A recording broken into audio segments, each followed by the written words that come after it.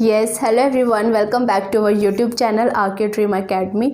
सो आपको ये good news तो मिल ही गई होगी कि आपके एग्ज़ाम्स जनवरी एंड फरवरी में नहीं होंगे।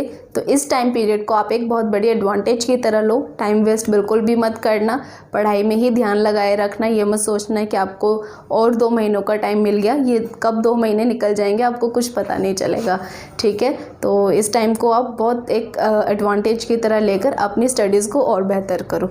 राइट, आज के सेशन में हम समझेंगे 5 ईयर प्लान। इंडियन इकोनॉमी का टॉपिक है, बहुत ही इंपॉर्टेंट टॉपिक है। प्रीवियस ईयर्स उठा के देख लो, सैम्पल पेपर्स देख लो, या फिर आप अपने प्रैक्टिस पेपर्स देख लो। एक भी पेपर ऐसा नहीं होगा जिसमें आपको 5 ईयर प्लान में से क्वेश्चन ना आया हो। राइट, तो आज का सेशन शुरू करते हैं। Topic is 5 year plan. अब इस 5 ईयर प्लान के बारे में थोड़ी सी एक कहानी सुन लेते हैं, लेकिन सो मत जाना। ओके, सो 5 ईयर प्लान क्या है? इंडिपेंडेंस से पहले हमारी कंट्री के ऊपर ब्रिटिशर्स का रूल था। राइट, उससे पहले हमारी कंट्री का कोई ऐसा नहीं था कि ग्रोथ अच्छी थी या फिर हमारी कंट्री में कोई जॉब अपॉर्चुनिटीज़ थी, कोई बिजनेस था, ऐसा कुछ नहीं था। सो आफ्टर इंडिपेंडेंस जब हमारी कंट्री से ब्रिटिशर्स का रूल ख़त्म हुआ तो हमारे लीडर्स ने सोचा कि अब अपनी कंट्री के इकोनॉमिक सिस्टम को बहुत अच्छा करते हैं, बेहतर करते, एक बेटर इकोनॉमिक सिस्टम बनाते हैं अपनी कंट्री के लिए। राइट, उन्होंने सोचा कि अब अपनी कंट्री को हम एक हाइट्स पर लेके जाएंगे, क्योंकि अभी तक तो ब्रिटिशर्स का रूल था, तो हमारी कंट्री में कोई ग्रोथ नहीं थी, कोई मॉडर्नाइजेशन नहीं थी, हमारी कंट्री का कोई इकोनॉमिक सिस्टम नहीं था। राइट, तो अपनी इकोनॉमी की डेवलपमेंट के लिए, अपनी कंट्री को आगे बढ़ाने के लिए हमारे लीडर्स ने सोचा कि अब अपनी कंट्री को हम आगे लेके जाएंगे, अपनी कंट्री का इकोनॉमिक सिस्टम को बेहतर करेंगे। तो इसके लिए एक प्लानिंग कमीशन को सेटअप किया गया। Right, planning commission was set up in 1950।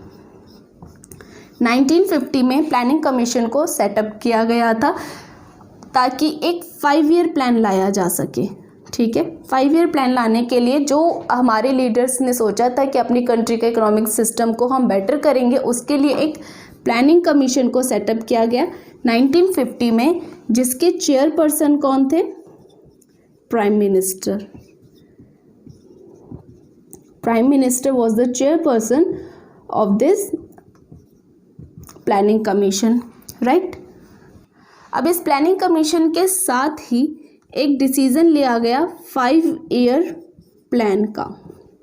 मतलब 5 ईयर प्लान का एक डिसीजन लिया गया, एक टारगेट सेट किया गया कि ये 5 ईयर प्लान है और इसको यूज़ करके, इसके अकॉर्डिंग, इसके हिसाब से हम अपनी कंट्री का इकोनॉमिक सिस्टम को बेटर करेंगे। राइट, इसके लिए 5 ईयर प्लान का डिसीजन लिया गया। सो जो 5 ईयर एंड ये जो 5 ईयर प्लान था, ये कब स्टार्ट हुआ था? 1951 में।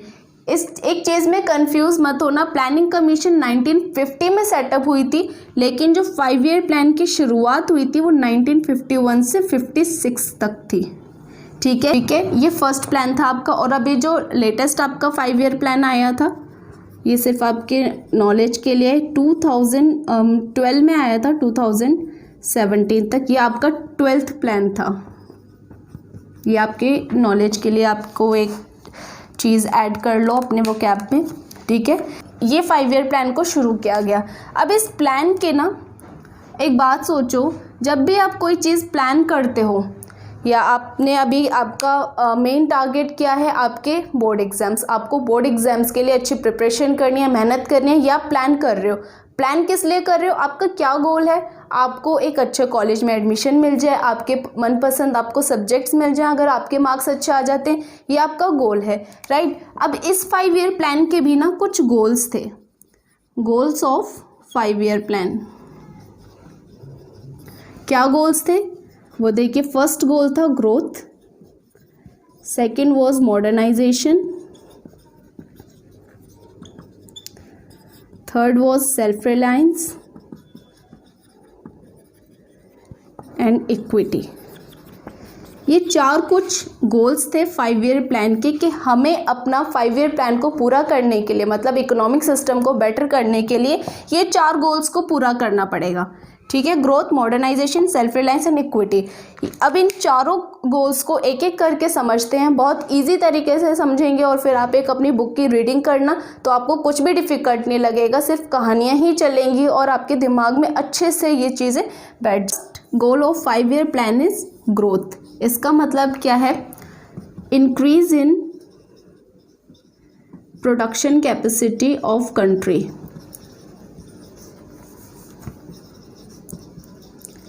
राइटिंग का कोई मजाक ना उड़ाए, थोड़ा सा ऐसे ही चलेगी राइटिंग, ठीक है।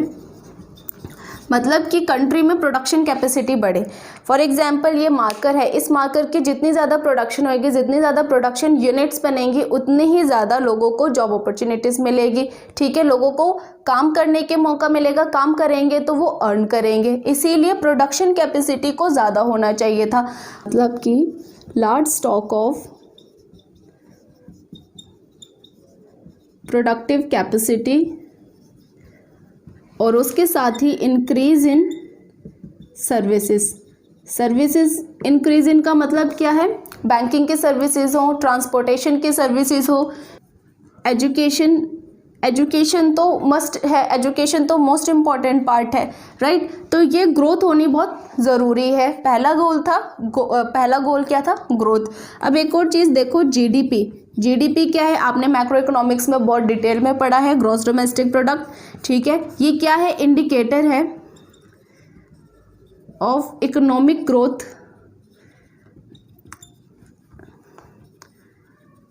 इन अवर कंट्री।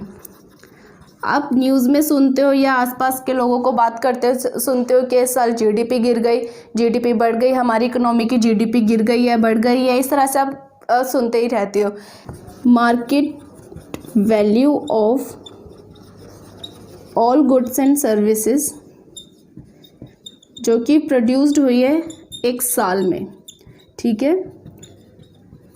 एक साल में जितने भी गुड्स एंड सर्विसेज प्रोड्यूस्ड हुए हैं उसकी जो मार्केट वैल्यू है कौन देखता है? जीडीपी। जीडीपी क्या है? इंडिकेटर है इकोनॉमिक सिस्टम का, कितनी चीज़ें इस साल महंगी हुई हैं या सस्ती हुई है, ठीक। अब एक बात सोचिए कि हमारी कंट्री में ज़्यादा प्रोडक्शन क्यों होनी चाहिए? क्या मतलब है इसका कि कंट्री में ज़्यादा ही प्रोडक्शन हो और ज़्यादा सर्विसेज हो? अब एक चीज़ देखिए, एक ये छोटा केक है, ठीक है, एक ये बड़ा केक है।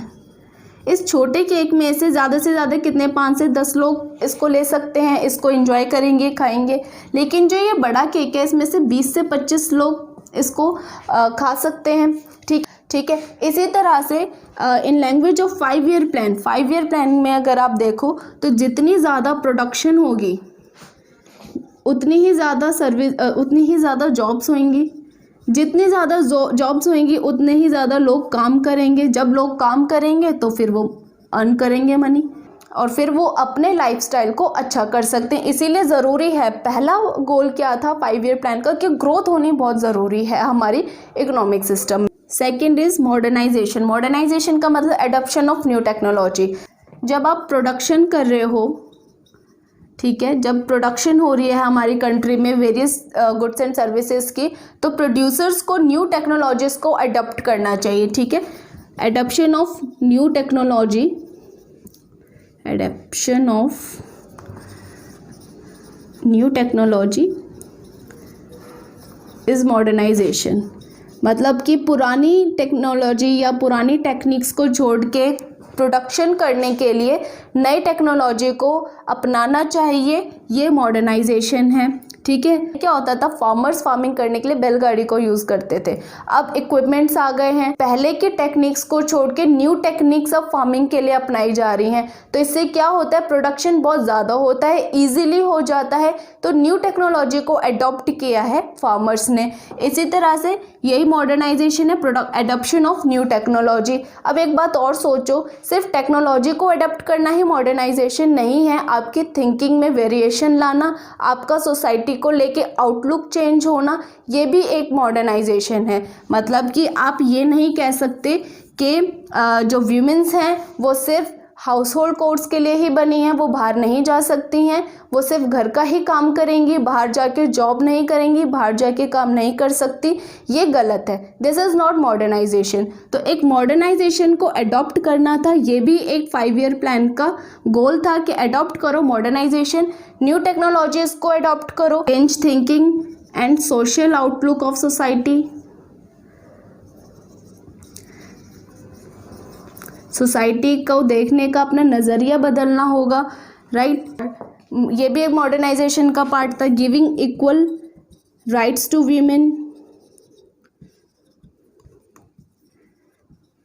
ठीक है, कि giving equal rights to women का मतलब पहले क्या होता था, women's were restricted to household chores only, सिर्फ उन्हें घर का ही काम करना होता, दे वर नॉट अलाउड कि वो बाहर जाएं, जॉब करें, पढ़ाई करें। तो इस चीज़ को हटाकर एक मॉडर्न थिंकिंग को भी लाना एक मॉडर्नाइजेशन का पार्ट था, वो भी 5 ईयर प्लान की गोल्स का पार्ट था कि वीमेंस को हम अलाउ करें, उनको इक्वल राइट्स दें। इस तरह से मेंस को पढ़ाया जाता है, उसी तरह से वीमेन को भी पढ़ाया जाए। मॉडर्न सोसाइटी में वीमेंस को अलाउ किया गया, they can work in different sectors, banking. इस तरह की जो मॉडर्नाइजेशन है वो हमारी सोसाइटी को आगे बढ़ाएगा, राइट। अपने न्यू टेक्नोलॉजीज को अडॉप्ट करना, अपनी थिंकिंग को चेंज करना, इस तरह से इस मॉडर्नाइजेशन को अडेप्ट करके हमारी कंट्री ज़्यादा सिविलाइज्ड एंड प्रॉस्पेरस होगी।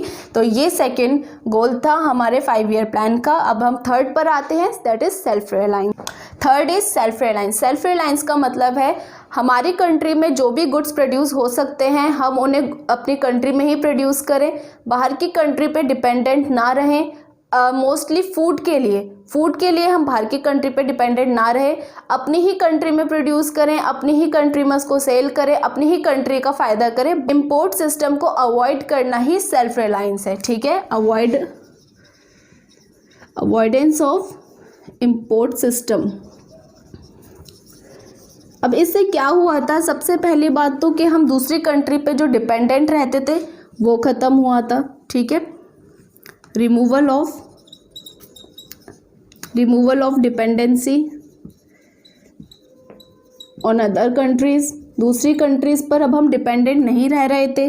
सेकंड क्या, एक न्यूली इंडिपेंडेंट नेशन हमारा बन रहा था, न्यूली इंडिपेंडेंट नेशन। अपनी ही कंट्री में हम लोग प्रोड्यूस करेंगे, हमारी ही कंट्री का प्रोडक्शन होएगा, हमारी ही कंट्री में उसको हम सेल करेंगे, ठीक है। ये था सिर्फ सेल्फ रिलायंस का मतलब। सिर्फ आप इतना ही ध्यान रखना कि अवॉइडेंस ऑफ इम्पोर्ट सिस्टम, जो हम अपनी कंट्री में प्रोड्यूस कर सकते हैं, ये ज़्यादा से ज़्यादा चीज़ें हम बाहर से ना लेकर अपनी ही कंट्री में प्रोड्यूस करें, ठीक है। This was self reliance. Now the last one is equity. Last goal of 5 year plan is equity. Equity का मतलब क्या होता है, समानता, हिंदी में भी समझ लो, ठीक है। इक्विटी का मतलब क्या होता है, समानता।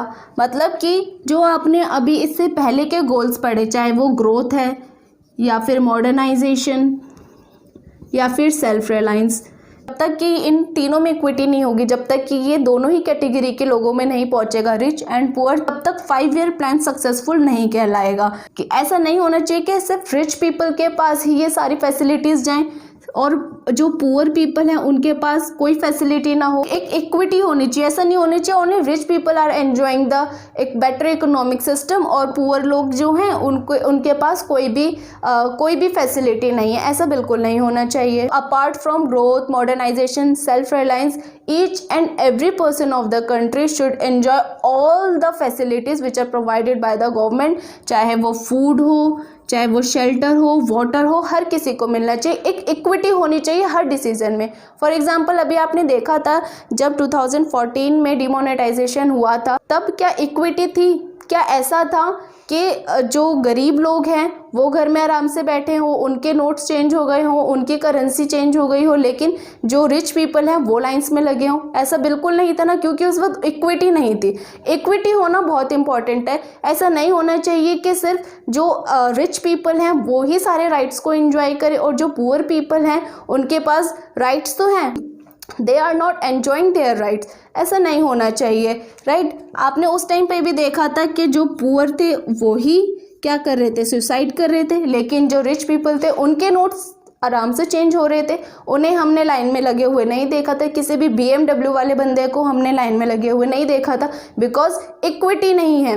Rich and poor should be equal, इनको सारे राइट्स मिलने चाहिए। जो राइट्स रिच पीपल को मिल रहे हैं वही राइट्स पुअर को भी मिलने चाहिए, ठीक है। ये सारी चीज़ें अगर होंगी तो ही 5 ईयर प्लान जो है सक्सेसफुल होगा, तभी ये सारे गोल्स अचीव किए जाएंगे, अदरवाइज नहीं किए जाएंगे।